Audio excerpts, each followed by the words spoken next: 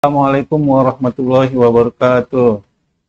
Tabikun, pada hari ini saya akan menjelaskan materi hasil ikan kayu, temanya tentang etnobotani atau tumbuhan obat. Tumbuhan obat tradisional masyarakat sekitar Tahurawan Abdurrahman ini studi kasus. Tapi sebelumnya mari kita lihat, diharapkan mahasiswa setelah mengikuti materi kuliah ini dapat merencanakan dan mengembangkan usaha tanaman hias dan termasuk khususnya untuk obat-obatan. Sebagai pendahuluan, Jaya Kusuma tahun 2000 menyatakan bahwa pemanfaatan tumbuhan obat adalah suatu realita yang berakar dari kehidupan kita, sesuai dengan perkembangan budaya bangsa Indonesia. Menurut Surya Dharma 2008, etnobotani tidak hanya membicarakan masalah pengembangan pengetahuan masyarakat awam tentang penggunaan tumbuhan, tapi telah menggabungkan metode penelitian secara kuantitatif dan juga kualitatif dengan teknik wawancara. Ini merupakan sangat penting untuk memperoleh data-data. Menurut Purwanto 2004, ilmu botani akan sangat efektif apabila diterapkan pada masyarakat lokal. Para ahli etnobotani terlebih dahulu harus mengetahui bahwa harus mengetahui tentang nama-nama tumbuhan yang akan dipelajari. Kemudian sebutan juga untuk masyarakat lokal, itu biasanya sebutannya itu beda-beda antara satu desa atau satu tempat dengan tempat lain. Ini ilmu botani mengarah kepada sasaran untuk mengembangkan sistem pengetahuan masyarakat lokal terhadap tanaman obat, sehingga dapat menemukan senyawa kimia baru yang berguna dalam pembuatan obat-obatan modern untuk menyembuhkan berbagai macam penyakit yang berbahaya, yaitu kanker, AIDS, termasuk penyakit COVID-19. Nah, itulah pentingnya tumbuhan obat buat rakyat kita Indonesia yang semuanya sudah tersedia, tinggal kita manfaatkan untuk kepentingan masyarakat Indonesia dan dunia. Sebelumnya mari kita lihat definisi ya. Definisi etnobotani itu terdiri dari etnologi dan botani. Etnologi itu mencakup kajian mengenai budaya. Sedangkan botani kajiannya mengenai tumbuh-tumbuhan. Etnobotani adalah suatu bidang ilmu yang mempelajari hubungan antara manusia dengan tumbuhan. Pakar lain menyebutkan etnobotani terdiri dari dua kata, yaitu etnis dan botani. Kemudian etnis berarti suku atau budaya atau adat. Botani adalah tumbuhan atau sekumpulan obat. Nah, terminologi etnobotani dapat dipahami sebagai hubungan antara botani atau tumbuhan yang terkait dengan etnik atau kelompok masyarakat di berbagai belahan bumi dan masyarakat pada umumnya. Itu menurut Surya Dharma 2008. Kemudian, etnobotani dikenal sebagai ilmu yang mempelajari pemanfaatan tumbuhan secara tradisional oleh suatu kelompok masyarakat. Nah, ahli etnobotani itu bertugas menjelaskan hubungan yang kompleks antar budaya itu dengan penggunaan tumbuhan. Fokusnya utama adalah bagaimana tumbuhan itu digunakan, dikelola, dipersepsikan pada berbagai lingkungan masyarakat. Misalnya sebagai makanan, obat-obatan, praktek keagamaan atau spiritual, kosmetik, bahan perwarna, tekstil, pakaian, konstruksi bangunan, alat, mata uang, sastra, ritual, serta kehidupan sosial pada umumnya. Nah, itu menurut Akarya dan ANSU 2008. Jadi begitu luas kemanfaatannya kajian etnobotani ini ya. Kita lihat sekarang sejarah perkembangannya. Tahun 1492 atau 92 yang lalu, Columbus menemukan pemanfaatan tumbuhan Nicotiana tobacum di Kuba. Jadi sejak tahun 1492. Kolonisasi yang memiliki kepentingan ekonomi sekaligus eksplorasi keilmuan. Inilah Columbus. Ya, kemudian muncul ilmu-ilmu etnobotani sejak tahun 1873 sampai 1980. Nah, kemudian Power tahun 1873 menulis buku tentang aboriginal botani. Nah, botani pada suku aborigin di Australia. Tahun 1895, Asperger menulis tentang etnobotani. Nah, ini buku-buku yang paling bagus. Buku-buku yang sangat luar biasa nih untuk kita kaji ya. Kemudian tahun 1900-an Davis Barrow muncul sebagai dokter etnobotani pertama. Penelitinya di California. Ini judulnya The Ethnobotany of the Coahuila Indian of Southern California. Nah, kemudian 1920 publikasi tanaman obat di India. 1980 etnobotani dikenal masyarakat akademis dan masyarakat awam. 1981 mulai ada jurnal tentang etnobotani. Pada dekade terakhir terbitkan beberapa jurnal hasil penelitian etnobotani. Jurnal etnobotani biologi, jurnal etnofarmakologi, etnobotani, dan etnoekologi. Tahun 1983 itu ada perkembangan masyarakat etnobotani yang diprakarsai oleh Perhimpunan Arkeologi Amerika. Nah, bagaimana sejarah etnobotani di Indonesia? Menurut Akarya dan ANSU tahun 2008, pada abad ke-18, Trumpius telah membuat herbarium Amboinense yang kemudian mengarah ke ekonomi botani. Kemudian Haskar pada tahun 1845 telah mencatat penggunaan lebih dari 900 jenis tumbuhan Indonesia. Luar biasa. 900 jenis tumbuhan Indonesia yang dapat digunakan. Jadi ini tumbuhan ini di Indonesia ini begitu banyak. Sudah tersebar, sudah tersedia, tinggal kita memanfaatkannya. Berbagai macam penyakit, obatnya udah ada.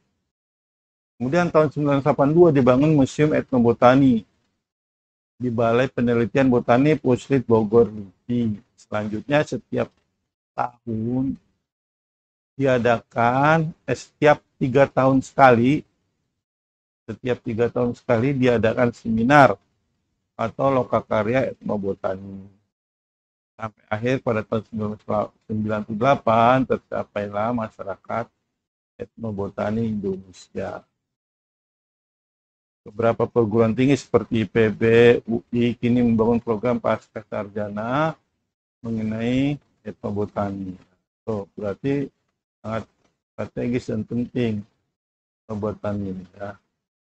Menurut Supriyadi tahun 2001, beberapa hasil penelitian memperkirakan bahwa di hutan tropis kita ini, Indonesia, terdapat sekitar 1.300 jenis tumbuhan berhasil obat. 1.300 jenis tumbuhan berkhasiat obat. Nah, berarti ini segala macam penyakit udah ada obatnya. Ya bisa dibayangkan 1.300 jenis. Nah, kemudian menurut Rosita et al. 2007, keberadaan 370 suku asli dengan kearifan masing-masing telah memperkaya khasanah etnomedicine dan budaya bangsa kita. Nah, jadi suku asli di berbagai belahan Indonesia ini dari Sabang sampai Merauke itu telah memanfaatkan berbagai tumbuhan untuk kesehatan dan lain-lain. Nah, ini yang paling penting untuk kesehatan ya. Selanjutnya, salah satu contoh aktivitas etnobotani di Indonesia yang paling sederhana itu sering kita lihat adalah makan sirih yang merupakan tradisi yang sangat tua. Nah, nyirih atau nginang. Nyirih makan daun sirih itu tradisi yang paling tua. Aktivitas ini dikenal sejak tahun 340 sebelum Masehi. Wah, lama benar. Berdasarkan Herodotus dan Esmen, di dalam Esmen tahun 1995. Nah, nginang nih salah satunya nginang. Sirih dan pinang dan kapur. Nginang sangat populer di berbagai belahan bumi. Diperkirakan 400 juta penduduk dunia makan daun sirih. Tradisi makan daun sirih di India telah mampu mengembangkan aspek ekonomi rumah tangga. Dan di Cina telah mencatat penggunaan sirih untuk terapi cacingan pada manusia dan binatang. Jadi daun sirih bisa untuk mengobati cacingan pada manusia, termasuk juga pada binatang. Praktek etnobotani di Indonesia seperti apa? Nah, mari kita lihat menurut catatan Nur Hidayah dan Hidiasa tahun 2005. Berdasarkan habitusnya ternyata jenis-jenis obat-obatan tumbuhan obat yang sering digunakan oleh masyarakat berupa perdu 35%. Nah, ini paling banyak tingkatan perdu. Pohon 29%. Nah, pohon juga banyak. Semak dukar 18%. Liana 13% dan terakhir rumput-rumputan 2,7%. Etnis yang menggunakan jenis dari suku Zingiberacea ini atau suku yang kaitan dengan seperti Jaya-Jayaan gitu ya. Di antaranya adalah etnis Banjar 61%. Tuh. Banyak yang tumbuh-tumbuhan tapi dari famili Zingiberacea 61%. Etnis Jawa menggunakan tumbuhan dari famili Zingiberacea ya ada 23% jenis. Dan etnis lain 15%. Termasuk gabungan dari Madura, Batak, Dayak, Bugis, Sunda, dan bagian kecil Cina. Selanjutnya mari kita lihat. Nah, di Papua, masyarakat suku Dani ini mengetahui dengan pasti dalam menggunakan hasil hutan untuk makanan, pakaian, bahan bangunan, obat-obatan, bahan beracun, dan lainnya. Pemenuhan kebutuhan bersumber dari tumbuhan nih, yang ada di hutan alam yang telah dilakukan dan diterima secara turun-temurun. Ada berapa masyarakat? Ada berapa jenis yang mereka tahu? Kita lihat nih. Masyarakat menggunakan lebih dari 588 jenis atau spesies tumbuhan. Bayangkan, suku Dani mengetahui 588 spesies. Luar biasa. Dan ini adalah keanekaragaman yang tinggi. Andai kata ini hilang, digunakan untuk diganti fungsinya atau diganti ekosistemnya menjadi kebun sawit, maka hilanglah ini semuanya. Termasuk ilmu pengetahuan. diganti dengan kopi, diganti dengan sawit, diganti dengan coklat. Ini semua akan hilang. Kekayaan ini luar biasa yang tersebar untuk masyarakat mereka di Papua dan juga seluruh Indonesia bahkan dunia. Nah, kita sadari praktek etnobotani tumbuhan obat di Tahurawan. Nah, sekarang kita di Lampung sendiri terlihat bahwa sebenarnya banyak di Lampung dari 15 kabupaten ini. Kalau kita lihat sekarang kita ambil di Kabupaten Sawaran, terutama khususnya di Taman Hutan Raya Wan Abdul Rahman, Lampung. Nah, contohnya nih, kita ambil di Desa Talang Mulya. Ya. Kondisi ini, kenapa mereka menggunakan tumbuhan obat? Karena pertama kali akses menuju rumah sakit itu jauh. Nah, mereka tinggal di dusun, di tepi hutan. Kemudian otomatis di sana tidak ada dokter yang bertugas di lokasi tersebut. Kemudian di sana tersedia berbagai jenis tanaman untuk pengobatan penyakit di lingkungannya. Karena itu salah satunya Pak Talen namanya itu dia mengetahui berbagai jenis tumbuhan obat untuk dimanfaatkan kepentingan kesehatan dan obat-obatan dari berbagai macam penyakit. Nah, menurut Salan tahun 2009, masyarakat pedesaan umumnya memilih menggunakan obat tradisional dibandingkan modern. Kita sebelumnya lihat dulu ya, beberapa faktor yang mendasari penggunaan tumbuhan tradisional, obat-obatan tradisional pada umumnya adalah di samping yang tadi itu harga obat-obatan yang semakin mahal, sehingga masyarakat mencari alternatif pengobatan yang lebih murah dan tersedia. Dua, efek samping yang digunakan oleh obat-obatan tradisional itu sangat kecil, hampir tidak ada dibandingkan dengan obat-obatan modern. Tiga, kandungan unsur kimia yang terkandung dalam obat-obatan tradisional sebenarnya menjadi dasar pengobatan kedokteran modern. Artinya pembuatan obat-obatan pabrik menggunakan rumus kimia yang telah disintetis dari kandungan bahan alami ramuan tradisional. Nah, sekarang kita lihat satu studi kasus di Tahuraya. Ternyata salah seorang yang ada di sana, Pak Talen itu, dia bisa mengobati dengan berbagai macam obat-obat tradisional tersedia di sana sebanyak 48 penyakit. Nah, dengan ramuannya langsung praktek. Nah, terus dia mengetahui 49 jenis tumbuhan yang ada di sana di lingkungan maupun dalam hutan untuk mengobati 48 penyakit ini. Dokter alam. Nah, sebagai contoh nih, penyakit AIDS. Jadi bisa digunakan buat obat namanya Sambiloto. Nah, ini Andrograpis paniculata. Nah, caranya nih, bagian yang digunakan batang dan daunnya Sambiloto. Memang terasa pahit benar. 10 gram daun kering dicampur dengan 4 gelas air lalu direbus hingga airnya tersisa 2 gelas. Tuh, masukkan bubuk daun Sambiloto kering ke dalam kapsul. Caranya minum olahan Sambiloto setengah gelas per hari. Sehari untuk pencegahan dan 2 gelas sehari untuk peningkatan daya tahan tubuh. Minum atau juga bisa dibuat dengan minum kapsul yang telah terisi bubuk daun Sambiloto. Minum kapsul yang telah terisi bubuk Sambiloto ini, ya.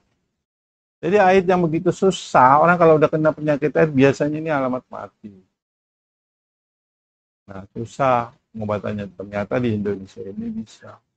Ini caranya. Ada jenis Sambiloto, kemudian ini caranya, ini cara konsumsinya. Nah, ini penting. Kalau ini nggak tercatat, hilang, ya hilang juga ini obat-obatan seperti itu. Tumbuhannya juga banyak padahal, tapi kalau nggak mengetahui bagaimana caranya, ya susah nggak bisa. Inilah pentingnya kita tumbuhan mendokumentasikan Nah, bisa juga dengan mahkota dewa. Caranya gimana? Buahnya. Tuh. Buah dari mahkota dewa, iris, buah, dan dijemur. Lalu direbus dengan daun salam dan 3 gelas air. Nah, ya, diminum pada saat masih panas jika badan terasa dingin. Diminum dingin jika badan terasa panas, tapi bukan pakai es. Nah, ini kita lihat tumbuhan sambil ini yang daunnya lebar ini. Kalau yang kecil ini bukan. Nah ini nih ya, kita campur ini. Ini mahkota dewa. Nah ini yang merah ini yang udah mateng nih, pahit. Nah ini harus diperlakukan dulu, bukan langsung dimakan. Nah ini ya tumbuhannya untuk pengobatan AIDS. Nah ini daun sirih nih, contoh daun sirih, daun kulai, kunyit, kucing. Nah ini contoh-contoh tumbuhan Indonesia yang sangat bermanfaat. Ada di lingkungan sekitar, ada juga di dalam. Nah, ini kekayaan yang Allah Subhanahu wa Ta'ala berikan kepada kita semua. Ya, jadi kita nggak usah perlu khawatir, asal kita menjaga alam kita dengan baik, semua tersedia. Termasuk juga sekarang nih, COVID-19 bisa digunakan sungkai, daun sungkai untuk mengatasi penyakit COVID. Jadi kita udah tersedia sebenarnya. Tinggal direbus, dikonsumsi. Nah, sudah ada. Tuh. Jadi kita nggak pusing-pusing sampai dirawat berbulan-bulan, bahkan banyak yang meninggal. Kita tinggal mengkonsumsi sungkai ini aja direbus. Nah, ini daun sungkai ini. Nah, seperti ini. Ini pohonnya. Ini daunnya. Nah, ini kalau kena virus ini dia nih rontok nih. Dengan minum daun sungkai. Direbus. Ya, 9 lembar. Di dalam satu gayung sampai mendidih, kemudian masukkan ke termos. Ketika kita mau minum ya dituangkan. Kalau agak pahit ditambahin air bisa. Kalau seandainya minum itu pada saat hangat ya, campur. Jadi kalau masih panas dicampur air biasa gitu ya, sehingga jadi hangat. Dan ini bisa kita minum pagi, siang, malam. Kalau terasa tenggorokan gatal, minum ini. Nah, sungkai untuk COVID. Jadi demam itu akan hilang, nggak ada lagi demam. Rutin kita minum sungkai. Nah, demam yang disebabkan oleh COVID atau demam yang disebabkan oleh berbagai macam penyakit flu juga. Bukan AIDS tapi yang flu. Sama bisa. Nah, ini dia. Daun sungkai mudah, murah, nggak perlu khawatir kita. Kalau minum ini aja rutin. Nah, jadi COVID hilang. COVID mudah kita tangkal. Ya. Ini kalau yang udah jadi seperti ini nih, teh herbal daun sungkai ini yang udah jadi dalam kemasan. Tapi kalau misalnya yang mau kita ngambil langsung dari lapangan itu bisa. Nah, demikian botani yang sangat bermanfaat bagi kita semua. Wassalamualaikum warahmatullahi wabarakatuh.